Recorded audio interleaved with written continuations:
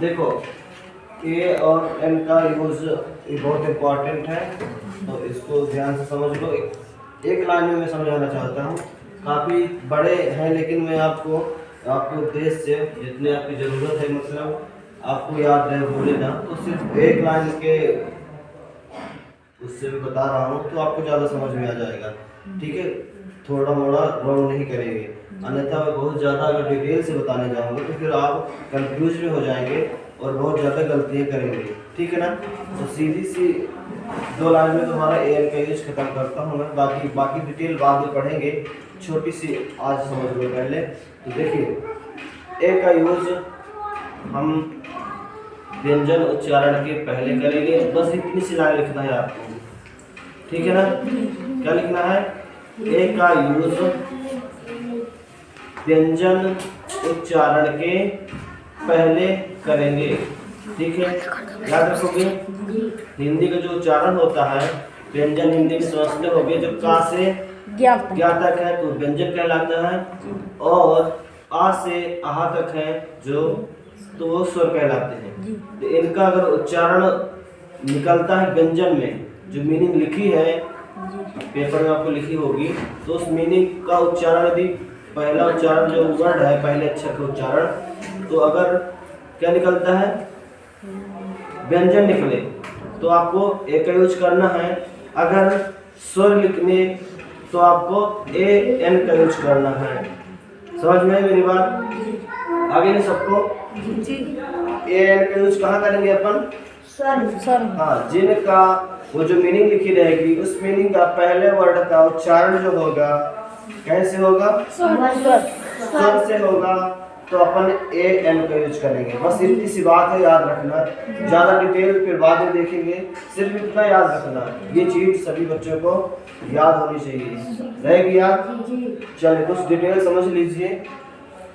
जैसे ये लिखा मैंने एलिफेंट।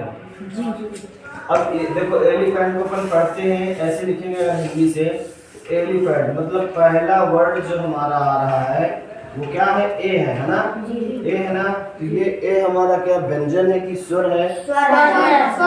हाँ, जब ये स्वर है तो स्वर में हम उसके पहले क्या लगा देंगे? ए एन का यूज कर देंगे, ए एन लगा देंगे। बस इतना सा फार्मूला मतलब समझने का तरीका है।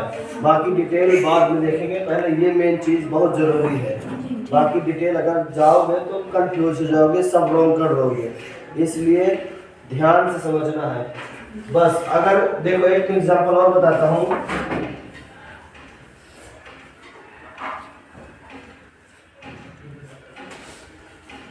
ये क्या लिखा है? आर्स। आर्स मतलब क्या होता है? घोड़ा। नहीं, आर्स लिखा घंटा। हिंदी में होता है ना? जी। 1 घंटा 2 घंटा है ना? होता कि नहीं होता है? वही है HOURS। आवर्स मतलब क्या होता है? घंटा। होता है ना घंटा? जी। तो इसमें अपन क्या यूज करते हैं बताओ? हाँ, इसमें ये जो लिखा है इसमें अपन क्या यूज करेंगे बताइए आप लोग? हाँ बोलो जल्दी से, क्या करोगे? एक दूसरे को ना देखो, जो मैंने बताया है उसके अनुसार आप बताएं। गलत होगा तो हम सही बता देंगे। किसका यूज होगा? ए का जो कह रहा है, कितने लोग हाथ ऊपर करें?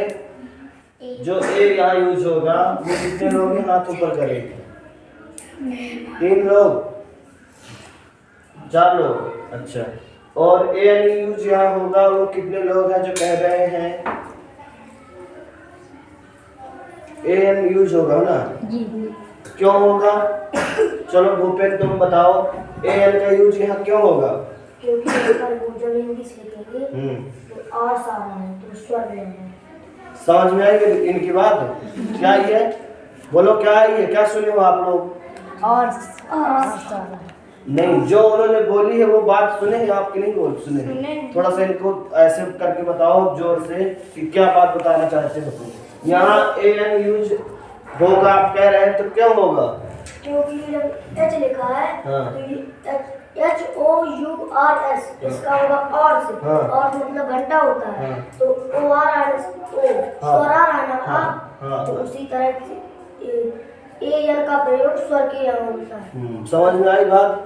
क्या बताना चाहता है वो भूपेन कि अगर इसका उच्चारण हिंदी में स्वर आ रहा है, मतलब अवर लिखेंगे इसको अवर, तो पहला जो अक्षर है तो वो हिंदी का उच्चारण आ रहा है, मतलब स्वर आ रहा है। समझ में आई बात? इसलिए यहाँ ए एन का यूज होगा। जो ए का यूज कहने के लिए कह रहे थे, अब उनकी बात समझ में आई कि ए नहीं यूज होगा। क्या यूज होगा?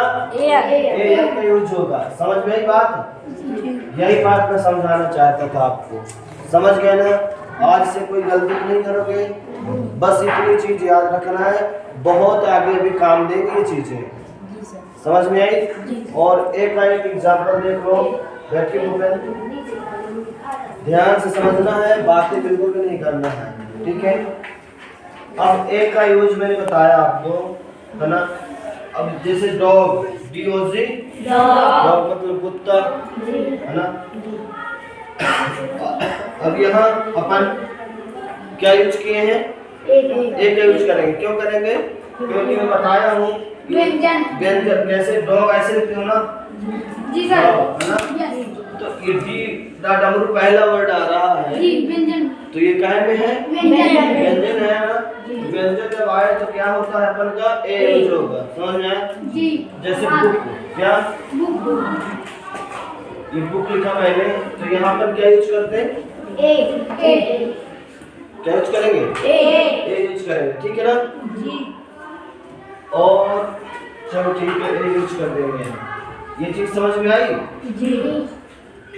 आई समझ में ना? जी। तो अब मैं कुछ एक्सरसाइज दूंगा, तो कर पाएंगे ना? गलती तो नहीं करेंगे? नहीं। चलिए ठीक है, वीडियो अच्छी